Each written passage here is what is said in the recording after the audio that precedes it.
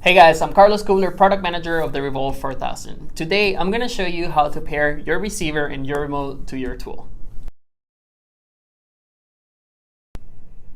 For pairing your remote and receiver, the first thing that you need to do is turn on your tool. Next, press and hold the Bluetooth button until you see the pairing screen come up. Take your remote and press and hold these two arrow buttons until you see the green lights flashing.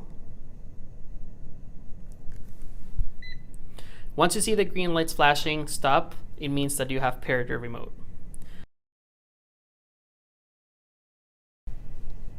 For pairing your receiver, press and hold the Bluetooth button again until you see the pairing screen coming up on the tool.